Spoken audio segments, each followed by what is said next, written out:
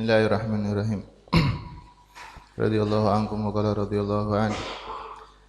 Wasabi'uha sujudun marrataini kulla rak'atin ala ghairi mahmulin lahu wa in taharraka biharakatihi. Walau nahwa saririn yataharraku biharakatihi li'annahu laysa bimahmulin lahu fala yadurru sujud alaihi kama idza sajada ala mahmulin lam yataharrak biharakatihi ka tarafin min ridaihi tawil.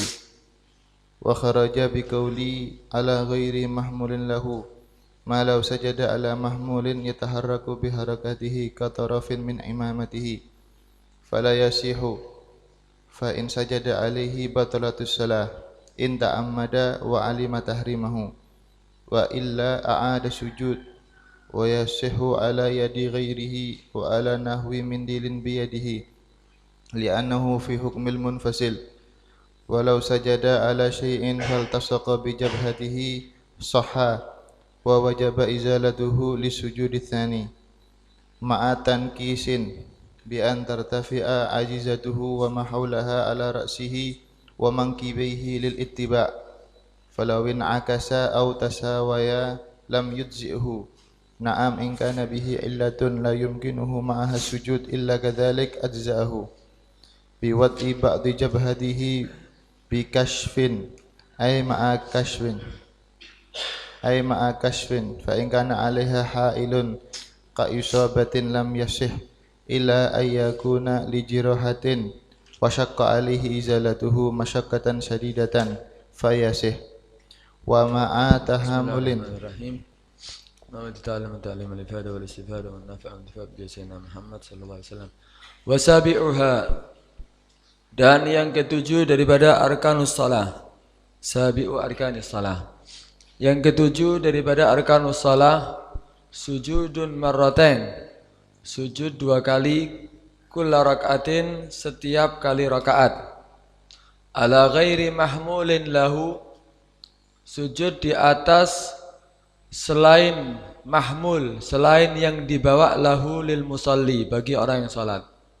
Wa in taharraka biharakatihi, walaupun sujud terhadap sesuatu yang tidak dibawa tadi bergerak dengan gerakan orang yang salat. Walau nahwa saririn, walaupun semisal sarir, ranjang, yataharraku, yang bergerak biharakatihi, dengan gerakan dirinya orang yang salat. Kenapa? Li'annahu laisa bimahmulin lahu, karena sungguhnya itu sarir laisa bimahmulin lahu, bukan termasuk yang dibawa lahu lil musalli, fala yadurru sujud alaih, maka tidak bahaya sujud di atas itu sarir. Jadi ini yang ketujuh daripada arkanus shalah, yaitu apa? Sujud dua kali. Kenapa sih kok di sini beda dengan arkan yang lainnya? Setiap rukun kan dipisah-pisah, tapi kalau sujud kenapa sih kok dibedakan dengan yang lainnya? Padahal arkan rukun yang lainnya itu cuma satu kali. Tapi kenapa kok sujud kok sampai dua kali? Nah, di situ asbabnya ada beberapa asbab ya, atau beberapa pendapat yang mengatakan itu adalah sebabnya. Di antaranya diulang-ulangi bukan rukun yang lainnya, tapi khusus sujud diulangi sampai dua kali. Kenapa? Li'annahu ablaq fit tawadhu, karena itu lebih sangat di dalam tawadhu. Ketika sujud berarti dia meletakkan anggota yang paling mulia bagi orang yang sholat tadi, diletakkan di tempat yang paling hina, yaitu tanah yang diinjak-injak oleh manusia. Itu sangat tawadhu, sangat merendahkan diri. Karena itu diulangi dua kali. Untuk Allah Subhanahu wa ta'ala, dia meletakkan adalah dua kali. Itu diantara salah satu penyebabnya. Yang kedua, karena ada yang mengatakan ketika Rasulullah naik Isra Mi'raj, ketika Allah mengenaikkan Nabi SAW, ketika bertemu dengan Allah, fagama, dia berdiri, kemudian dia rukuk, kemudian dia sujud, Sujud ini berarti dia telah melaksanakan nihayatul khidmah.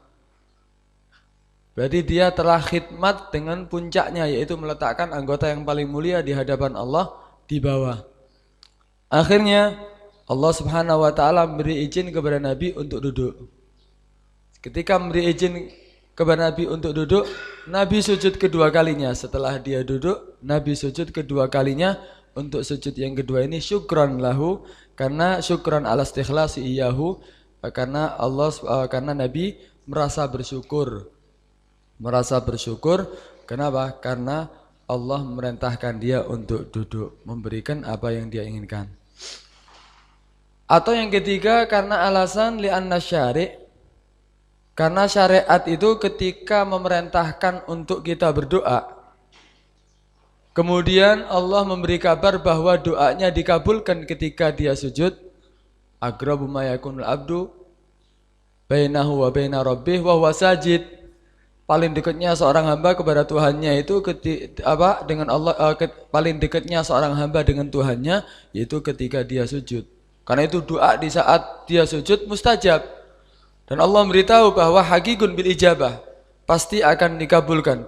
Akhirnya Rasulullah sujud yang kedua kali syukran lahu, karena merasa bersyukur diterima daripada doanya ketika sujud. Sebagaimana jika ada seorang raja, kan biasanya kalau ada seorang di hadapan raja, dia kan merundukkan kepalanya, atau mungkin bahkan sebelum Islam ada, mungkin mereka sujud di depan rajanya, meminta sesuatu kepada raja. Kemudian ketika raja mengabulkan, disuruh berdiri sama rajanya, kemudian dikabulkan. Setelah dikabulkan, pasti orang yang dikabulkan daripada permintaannya, dia sujud yang kedua kalinya untuk berterima kasih. Sama. Jadi ketika dikabulkan permintaannya, sujud yang kedua kalinya. Kenapa? Merasa bersyukur kepada yang memberi. Itu diantara alasannya. Yang ketiga ada yang mengatakan irghaman lisyaitan, membuat pegel setan. Ya, karena membuat pegel setan.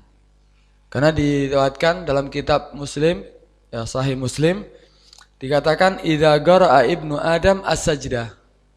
Jika ini permasalahan sujud tilawah, jika membaca anak Adam, maksudnya anak manusia, as-sajdah, surat yang ada sajdahnya, fasajada, kemudian itu orang anak manusia tadi sujud, i'tazala syaitan, maka setan tadi menyendiri, yabki, kemudian menangis itu setan sambil berkata wa yaqulu ya wailata, celaka, umira ibnu Adam, diperintahkan ibnu Adam anak manusia bisujud, untuk sujud, fasajada, maka mereka nuruti daripada perintah Allah, sujud, falahul jannah, maka dia ibnu Adam mendapatkan surga. Walia, akan tapi aku umirtu bisujud, aku diperintahkan untuk sujud, fa'asaitu, maka aku bermaksiat, tak nuruti perintah Allah. Ketika setan diperintahkan untuk sujud kepada Nabi Adam, tak mau, aba wastakbar, malah sombong. Akhirnya menjadi makhluk yang dilaknat oleh Allah Subhanahu wa taala sampai hari kiamat. Faliyanar, akhirnya aku mendapatkan neraka. Nah, ketika kita sujud itu kita membuat nangis setan. Ya, karena itu ulangi 2 kali. Ada yang mengatakan seperti itu. Tapi walhasil di situ wasabi'uha sujudu marratain. Sujud 2 kali. Kenapa kok dijadikan 1 rukun? Kenapa kok dijadikan 2 rukun? Wasujudu, wasujudu yang kedua sabi'uha as-sujud. Masalah thaminuha as-sujud. Kenapa tidak dijadikan 2 kali? Kok dijadikan 1 kali? Sujudun marratain. Ini karena litihadil jenis, karena sama. Bentuknya sujud yang pertama dengan sujud yang kedua sama, tidak ada perbedaan. Sama, tidak ada perbedaan. Karena itu dijadikan 1. Seperti rukun. Sebagian ulama menjadikan rukun 1 kali tok. Tapi sebagian ulama menjadikan rukun setiap menjadikan tumak nina. Menjadikan tumak nina itu 1 rukun. At-tumak nina tu fir ruku wal i'tidal was sujud wal julus baina sajdatain. Jadikan satu rukun. Sebagian ulama menjadikan satu rukun. Kenapa? Karena sama tumaknina yang pertama, kedua, dan ketiga, dan keempat sama. Tidak ada perbedaan. Ini juga sama. Ketika sujud 2 kali tidak ada perbedaan. Sujud yang pertama dengan sujud yang kedua sama. Karena itu dijadikan satu rukun. Wasujudun marratain. Yaitu sujud 2 kali. Kulla rakaatin. Setiap rakaatnya. Sujud 2 kali setiap rakaatnya. Kemudian sujud tadi disyaratkan. Jadi kulla rakaatin itu mansub bi isqatil khafid. Jadi bi kulli rakaatin gitu ya. Bi kulli rakaatin. Atau fi kulli rakaatin. Sujudun marratain fi kulli rakaatin di setiap rakaatnya. Sujudnya tadi disyaratkan ala ghairi mahmulin lahu. Itu sujud di atas sesuatu yang tidak dibawa lahu bagi orang yang sholat. Wa in taharraka biharakatihi, walaupun ghair mahmul tadi itu yang tidak dibawa tadi bergerak dengan gerakan orang yang sholat. Di situ memakai lafadz setelahnya apa? Walau nahwa saririn. Padahal lebih tepat apa? Misal itu kan, itu kan contoh. Sujud di atas sesuatu yang tidak dibawa oleh orang yang sholat, tapi bergerak dengan gerakan orang yang sholat. Contohnya apa? Ya sujud di atas ranjang. Ketika rukuk, ya bergerak ranjangnya. Ketika sujud bergerak, mungkin berjalan itu ranjangnya. Kadang-kadang kan seperti itu. Kalau ranjang yang bukan dari kayu ya. Kalau ranjang yang dari besi biasanya ikut berjalan, ikut bergerak dengan gerakan orang yang sholat. Apakah sah? Pokok kalau memang itu tidak dibawa oleh orang yang sholat. Berarti kan dia menginjak, bukan dibawa. Bukan dibawa oleh orang yang sholat seperti ridak itu dibawa. Seperti lengan baju itu dipakai dan dibawa. Seperti kopiah itu dibawa. Seperti imamah itu dibawa oleh orang sholat. Dia rukuk ikut rukuk, dia sujud ikut sujud. Tapi kalau sarir, ranjang bukan dibawa, tapi dia menginjaknya. Ghair mahmul ini namanya. Walaupun bergerak dengan gerakan orang yang sholat, tetap hukumnya sah, la yadur. Tetap sah sujudnya. Karena itu syaratkan, ini sebetulnya adalah salah satu syarat daripada sujud. Jadi syaratnya sujud, ada kurang lebih 9 syarat. Sujudun maratain, sujud 2 kali ala ghair mahmulin lahu, kepada sesuatu yang tidak dibawa lahu bagi orang salat. Wa in taharraka, walaupun bergerak biharakatihi, walaupun bergerak apanya? Ghair mahmul yang tidak dibawa tadi, bergerak biharakatihi dengan gerakan orang yang salat. Walau nahwa saririn, ini lafadz walau nahwa saririn lebih tepatnya apa? Ka nahwi saririn, ya misal. Seperti semisal sarir, tapi itu betul lafadznya ya, tapi lebih tepatnya ya syurra atau apa Hawashi menyebutkan lebih tepatnya itu adalah misal. Mereka katakan laugala kanahwi saririn tamsilan li ghairil mahmul al mutaharrik bi harakati lakana aula. Bukan maknanya ghaya di situ. Bukan walaupun, bukan, tapi misal itu contoh. Kanahwi walau nahwa saririn, walaupun semisal ya, atau seperti misal ranjang yataharraku yang bergerak biharakatihi dengan gerakan orang yang salat. Kenapa? Li'annahu laisa bimahmulin lahu. Kenapa kok sah walaupun bergerak dengan gerakan orang salat? Karena bukan mahmul, bukan yang dibawa lahu bagi orang yang salat. Maka hukumnya apa? Fala yadurru, maka tidak bahaya as-sujudu alaih, sujud di atas itu ranjang.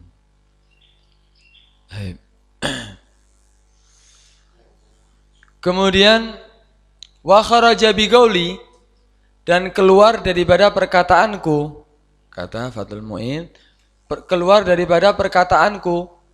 Kan tadi dikatakan ala ghair mahmul, wa kharaja bi qauli ala ghairi mahmulin lahu, dan keluar daripada perkataanku ala ghairi mahmulin lahu, yaitu sujud di atas sesuatu yang tidak dibawa bagi orang yang sholat. Malau yaitu apa? Fa'ilnya kharaja. Malau sajada, yaitu seandainya sujud ala mahmulin, di atas sesuatu yang dibawa. Yataharraku, yang mana bergerak, itu sesuatu yang dibawa tadi. Biharakatihi, dengan gerakan orang yang salat. Contohnya seperti apa? Katarafin min imamatihi, seperti ujung daripada imamahnya. Hukumnya gimana kalau sujud di atas sesuatu yang dibawa, yang bergerak dengan gerakan itu orang yang salat? Fala yasihhu, maka hukumnya tidak sah sujudnya. Terus batal apa enggak? Fa in sajada alaihi, maka dia jika sujud di atas itu sesuatu yang dibawa dan bergerak dengan gerakan orang yang sholat, seperti taraf imamah tadi itu, ujung daripada imamah, batalatis sholatu, maka batal sholatnya, in ta'ammada wa alima tahrimahu, jika dia sengaja dan dia mengetahui keharamannya. Wa illa, kalau tidak sengaja dia sujud di atas itu, sesuatu yang bergerak dengan gerakan orang yang sholat yang dibawa, atau dia tidak mengetahui keharamannya, maka sujudnya yang enggak sah. Wa illa a'ada sujud, maka mengulangi sujud kedua kalinya. Karena yang pertama tidak dianggap sujud. Jadi kalau seandainya contoh, ini rida ini dibawa, dipakai waktu sholat, berarti ini mahmul, berarti ini dibawa ketika sholat. Ketika dia mau sujud, imamah ini lepas dari sini, tapi tetap dibawa. Kemudian di tempat sujudnya dia sujudi, itu imamah. Dia sujud di atas ini rida. Sujud di atas ini rida. Ya apa yang hukumnya? Tidak sah. Kalau dia mengetahui keharamannya dan dia sengaja, maka hukumnya tidak sah sujud di atas rida ini. Kenapa? Karena ini mahmul, dibawa dan bergerak dengan gerakan orang yang sholat. Dia berdiri ikut berdiri, dia rukuk ikut rukuk, dia sujud juga ikut sujud. Atau taraf imamati, contoh taraf imamati jika ada adbah itu mungkin ya. Ada adbah, ini ada kuncirnya ini panjang mungkin. Ketika dia sujud, mungkin sujud di atas itu adbah. Kuncir daripada imamah. Juga hukumnya tidak sah. Atau juga sama contohnya seperti apa? Lengan bajunya. Lengan bajunya besar seandainya. Kemudian dia sujud di atas lengan bajunya. Sama, itu hukumnya mahmul. Faham ini ya? Karena dibawa oleh orang yang sholat. Beda nanti ada yang lainnya, contoh yang lainnya. Tapi di situ kadang-kadang ada ridak panjang. Ridaknya panjang ya. Ridaknya panjang, jadi mulai dia berdiri, tidak bergerak ujungnya. Panjang imamahnya, ujungnya yang tidak bergerak tadi disujudi. Dia berukuk, iktidal, sujud, tak bergerak. Kemudian dia sujud di atas itu ujung daripada imamah. Apakah tidak sah sujudnya? Sah. Kenapa? Tidak bergerak kok dengan gerakan yang salat. Walaupun mahmul. Berarti syaratnya dua. Mahmul lahu, kemudian yataharraku biharakati. Nah terus apa kalau seandainya ada orang salat duduk? Nih salat duduk. Kalau imamah ini saya taruh di depan, kalau saya rida. Oh iya. Rida ya. Kalau seandainya saya salat sambil duduk, rida ini ujungnya di tempat sujud. Ketika anak rukuk, ketika anak sujud, ketika anak berdiri, salatnya sambil duduk. Berdiri tapi sambil duduk salatnya, tidak bergerak ini ujung. Apakah boleh saya sujud di atas ini? Di atas ini rida? Di situ ada beda pendapat ulama. Ada pendapat ulama, ada pendapat Ibn Hajar dan ada pendapat Imam Romli. Kalau pendapat Ibn Hajar hukumnya sah, la yadur. Kenapa? Loh nyatanya sekarang bergerak atau tidak ketika saya sholat duduk? Ketika saya sholat duduk tidak bergerak kok ini ujung imamah, rida? Tidak bergerak. Kenapa? Saya sholatnya sambil duduk. Kalau saya sholat berdiri baru ini rida akan ikut bergerak. Tapi sekarang saya sholatnya duduk. Kata Ibn Hajar, karena ketentuannya bil fi'li. Nyatanya bergerak atau tidak? Itu yang dibawa. Oh, tidak bergerak berarti sah. Tapi kalau pendapat Imam Romli bil quwwah, bukan melihat kenyataannya, tapi melihat seandainya kamu sholat sempurna sambil berdiri, kira-kira rida ujung itu akan bergerak atau tidak? Oh ya bergerak, tapi sekarang kan tidak bergerak. Walaupun, kata Imam Romli, walaupun tidak bergerak ketika kamu sholat duduk, tapi seandainya kamu sholat berdiri akan bergerak, maka tidak sah sujud di atas sesuatu tadi yang dibawa. Ini perbedaan pendapat antara Ibn Hajar dan Imam Romli. Nah, di situ ala mahmulin yataharraku biharakatihi bil fi'li inda Ibn Hajar wa bil quwwati inda Imam Romli. Gambarannya gimana bil fi'li dan bil quwwah? Seperti tadi, salat sambil duduk.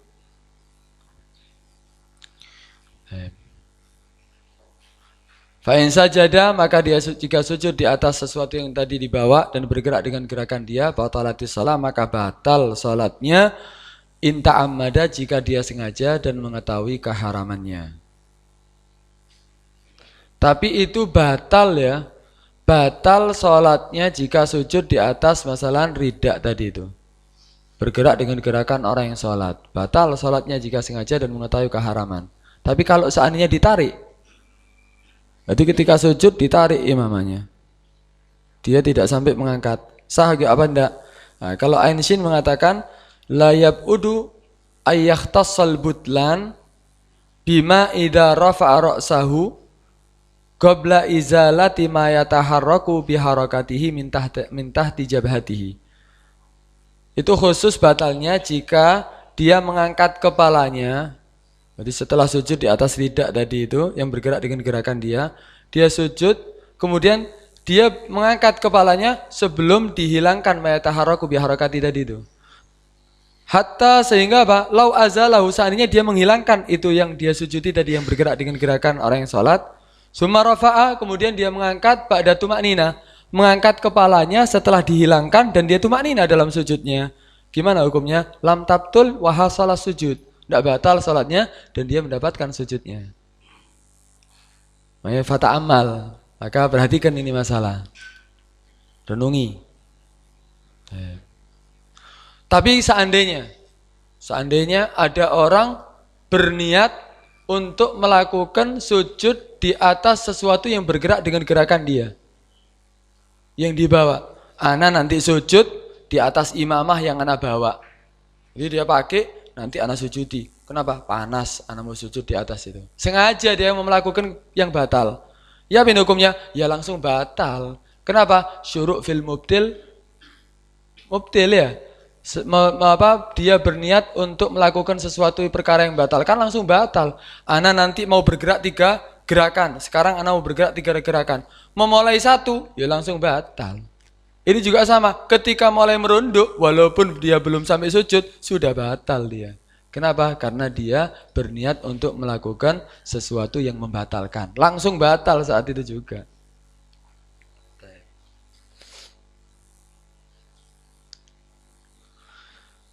Kemudian wayasihu ala yadai ghairih. Nah, sekarang kalau seandainya dia sujud di atas tangan orang lain, gimana hukumnya? Wayasihu dan sah. Ala yadi ghairi, dia sujud di atas tangan orang lain. Tangan orang lainnya. Apa-apa, seandainya dia mau sujud, tangan nih dikena biasa ada yang softo kadang ya, disuruh ngambung tangannya masalah, disujudi tangannya. Sah apa enggak sujud di atas tangannya? Sah, ya. Sah. Bukan kenapa? Bukan mahmul lahu. Bukan mahmul lil musalli. Tapi tangannya orang. Wa ala nahwi mindilin biyadih. Dan sah juga sujud di atas semisal mindil, sapu tangan tisu ya, biadih di tangannya dia. Apa? Mindil, tisu ya di tangannya dia. Dia bawa tisu di tangannya. Kemudian ketika sujud ditaruh di tempat sujud, dia sujud di atas itu tisu. Apakah boleh? Apakah membatalkan? Tidak membatalkan.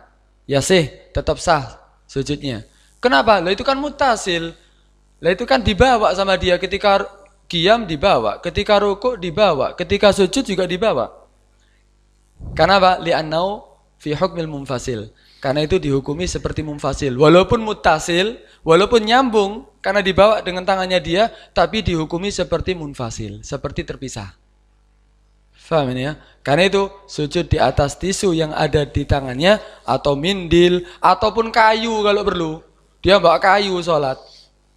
Ya, dia ketika sholat bawa kayu. Ketika mau sujud ditaruh kayunya, sujud di atas itu kayu. Ya apa hukumnya? Sah. Ya, sah tetap. Walaupun batu ya. Walau sajada ala syai'in faltasaqa bi jabhatihi sahha. Oh ya, tadi masalah mindil ya, masalah mindil. Itu kan dibawa ya. Tadi kan permasalahannya wa ala nahwi mindilin biadihi di tangannya. Di tangannya itu dibawa atau diikat? Dibawa tidak ada khilaf, tetap sah.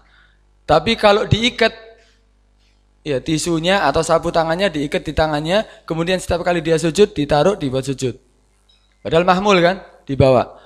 Itu di situ ada ulama yang mengatakan itu termasuk tetap dikatakan sah, walaupun wa in robatohu, walaupun diikat dengan tangannya. Ada yang mengatakan enggak, kalau robet diikat tidak sah.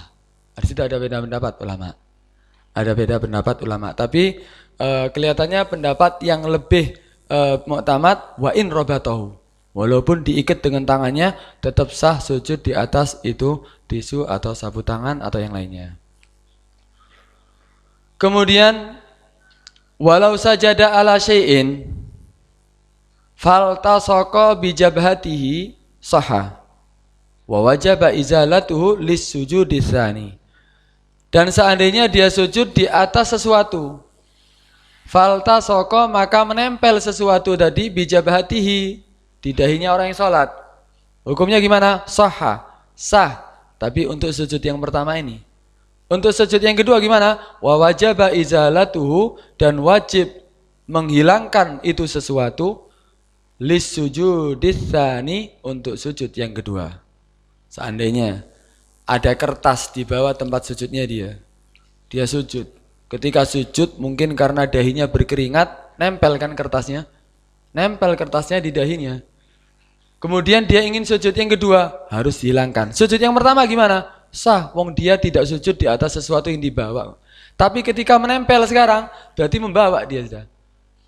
Berarti dia kertas tadi bergerak dengan gerakan orang yang sholat. Berarti sujud yang kedua harus dihilangkan. Kalau tetap sujud di atas itu sesuatu, berarti hukumnya apa? Sujud ala mahmulin yataharraku biharakati, maka batal sholatnya. Wajib izalatuhu, maka wajib menghilangkannya untuk sujud yang kedua. Seperti juga apa? Kertas, sesuatu itu kertas, atau seperti turab, debu tapi banyak. Sampai akhirnya dahinya semuanya penuh dengan tanah, pasir, saatnya sujud di atas pasir. Berarti ketika dia berdiri, dahinya tertutup semuanya dengan pasir. Untuk sujud yang kedua, berarti harus dihilangkan. Kenapa? Karena menghalangi daripada dahinya untuk dibuat sujud. Adapun jika tidak menghalangi, tidak disunahkan untuk menghilangkannya kecuali setelah selesai sholat. Jika tidak menghalangi, kadang-kadang sujud onok pasiri, bekas pasiri atau apa. Kalau memang tidak menghalangi, dahinya menempel ke bumi atau ke tempat sujudnya, disunahkan untuk menghilangkannya setelah selesai sholat. Bukan ketika sholat. Nanti ada pembahasannya itu. Ma'atangkisin. Sujud itu, ini termasuk syarat yang kedua sebetulnya. Ma'atangkisin. Bersama tangkis. Tangkis itu apa? Surahnya setelahnya itu. Ma'atangkisin bi'an tartafi'a ajizatuhu wa ma haulaha ala ra'sihi wa mankibaihi. Surahnya tangkis itu sekiranya terangkat ajizatuhu, pinggulnya, wa ma haulaha, dan yang di sekitar pinggul, ala ra'sihi, lebih terangkat dari apa? Di atas daripada kepalanya, wa mankibaihi, dan kedua pundaknya, kemudian juga wa kafaihi, kedua telapak tangannya. Kenapa? Kok kita diwajibkan tangkis? Lil ittiba, karena itu mengikuti Nabi. Kalau sebaliknya gimana? Falawin akasa, maka seandainya sebaliknya, berbalik. Seharusnya pinggul dan pantat semuanya lebih tinggi dan sekitarnya lebih tinggi daripada kepala dan pundak dan tangannya. Tapi dia enggak, in akasa. Kepalanya yang lebih tinggi daripada pantat atau sekitarnya, atau pinggul dan sekitarnya. Au tasawaya, atau sama, rata. Antara kepala dengan pinggulnya rata. Tidak lebih terangkat itu pinggulnya. Lam yudzikhu, maka tidak mencukupi itu sujud. Naam. Ya katanya. Naam in kana bihi illatun. Ya katanya jika ada apa bihi, jika ada bihi dengan itu apa? Hah? Ya, dengan orang yang salat tadi illatun ya. Bihi aibil musalli illatun, ada penyakit. La yumkinuhu ma'aha as-sujud illa kadzalik. Tidak memungkinkan bagi dia apa bersama itu apa? Bersama itu illah as-sujud. Ma'aha ay ma'al illah as-sujud. Tidak bisa dia sujud illa kadzalik, kecuali kadzalik begitu. Tidak bisa dia sujud sempurna. Tidak bisa tangkis, sujudnya cuman sebatas dia bisa merunduk karena ada penyakit. Lam adza'ahu, maka mencukupi itu sujud. Apa perlu mengulangi lagi salatnya? Tidak perlu. Kenapa? Nggak ada illah kok, ada penyakit kok. Lah kalau salat di atas masalah perahu, perahunya naik, tidak bisa dia meletakkan menjadikan pinggulnya dan sekitarnya lebih tinggi daripada pundak dan kepalanya. Gimana hukumnya? Ya kalau memang tidak tidak bisa. Dan tidak ada waktu di dalam waktu sholat tadi untuk supaya bisa sholat dengan sempurna, maka hukumnya dikatakan sah sholatnya tapi wajib i'adah. Kenapa? Karena udzur nadir. Karena itu udzur yang jarang. Karena itu tetap dia sholat tapi dia wajib mengulangi. Apa nunggu sampai waktu sempit? Ya, waktunya sholat sampai sempit, atau boleh di awal waktu? Nah, di situ ulama yang mengatakan sampai sempit waktunya. Atau walaupun awal waktu, kalau seandainya dia meyakini bahwa tidak ada waktu untuk sholat walaupun sampai akhir waktu, kecuali sholatnya seperti itu. Kecuali dia harus tidak ada tangkis tadi itu. Maka gimana hukumnya? Udah boleh sah sholatnya tapi wajib i'adah. Wajib i'adah karena udzur nadir.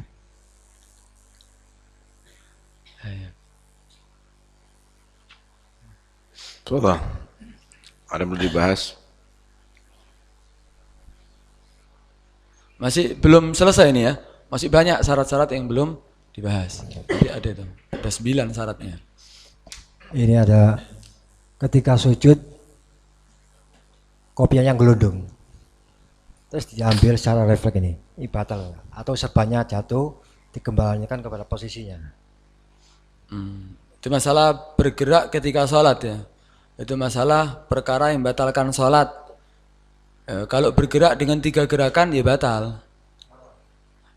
Kalau memang bergerak dengan 3 gerakan mutawaliyah, berurutan, maka hukumnya apa? Batal sholatnya. Nanti ada pembahasan mubtilatus sholat. Tapi kalau cuma 1 gerakan atau beberapa gerakan tapi ghair mutawaliyah, tidak berurutan.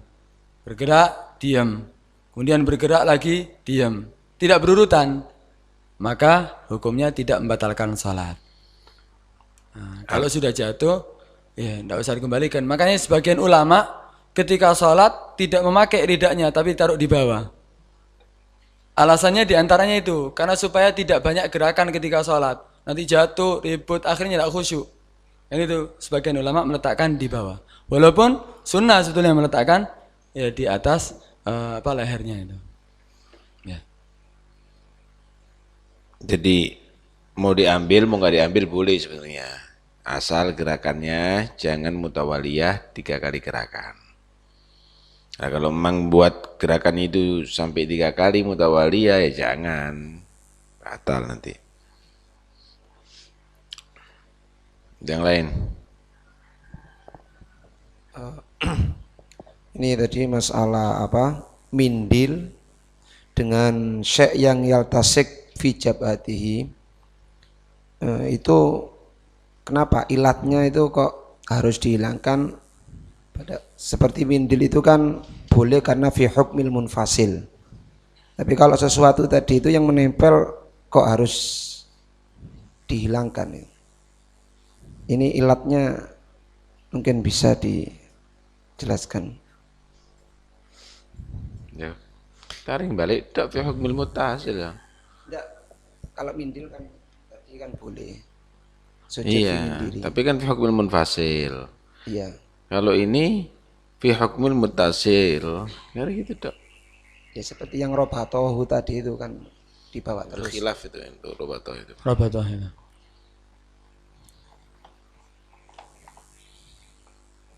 Saya kira tidak ada muskilah kan, artinya kalau itu menutupi jabah, maka itu hukumnya seperti mutasil, sama dengan imamah. Nah, sama dengan imamah begitu loh. Tapi kalau mindil tadi itu fi hukmil munfasil dimaafkan, mindil kemudian subhah.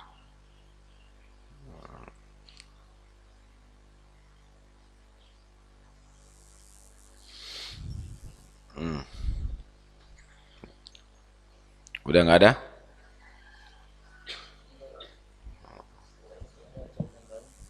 Alasannya karena memang la yuradu lidawam, tidak seperti halnya kal malbus. Kalau itu pakaian memang yuradu lidawam. Jadi memang diperuntukkan untuk terus-menerus dipakai. Sedangkan untuk mindil kan hanya sekedar dipegang, makanya nggak dihukumi seperti malbus. Walaupun in sajada alaihi nggak ada masalah. Itu ada ilahnya juga itu tambahan.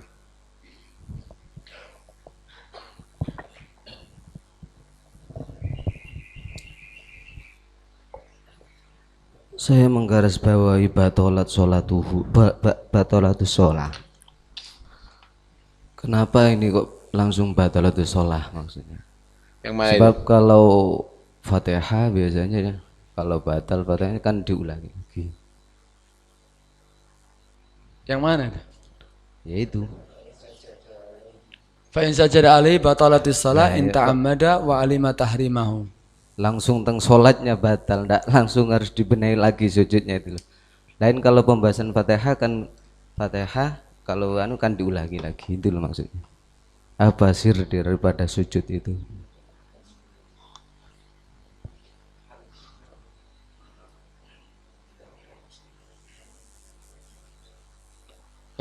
Mahal butlan ya.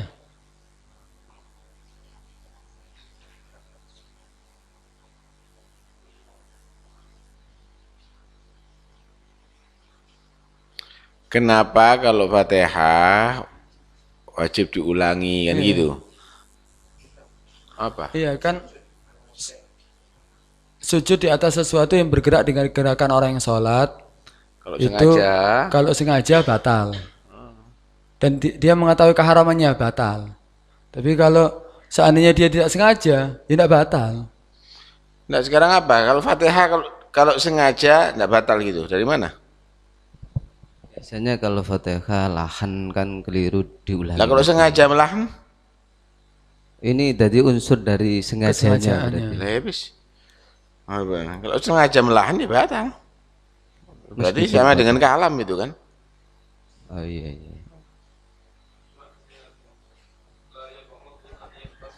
Mari aja. Lah. Orang. Hah?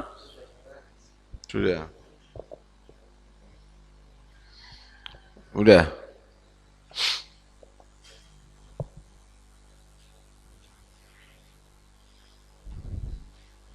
Nah, dengarkan.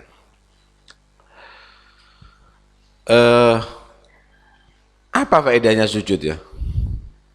Di antara sujud itu apa faedahnya yang berkaitan dengan jismani kita?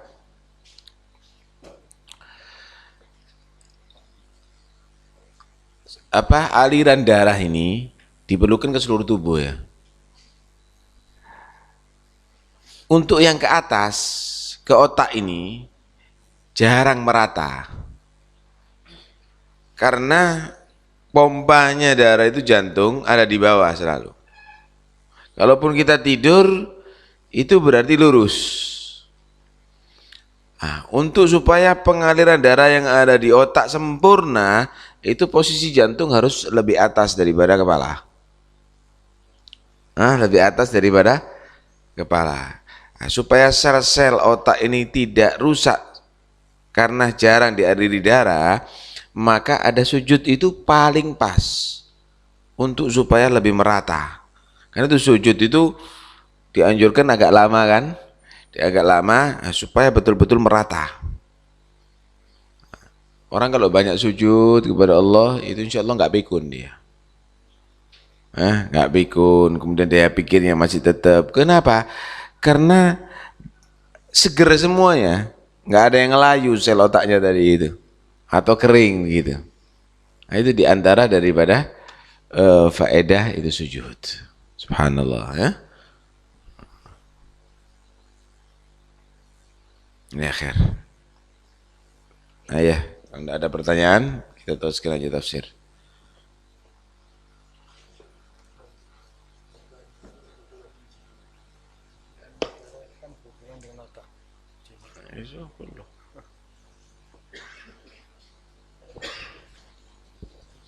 Jadi otak ini sebetulnya ada otak kanan, ada otak kiri.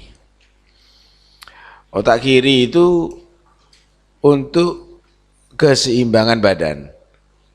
Otak kiri ini untuk mikir-mikir yang realita. Bukan ya? Untuk mikir-mikir yang realita. Mikir 2 tambah 2 sama dengan 4, itu lagi otak kiri.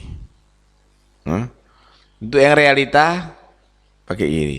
Untuk yang tidak realita, yang ghaib, yang tidak syahadah itu pakai yang kanan. Misal, gimana harapan kamu untuk masa depan, untuk anak-anaknya kamu, untuk surga, untuk neraka, untuk itu, ini sebelah kanan. Nah, ketika sholat, paham ya?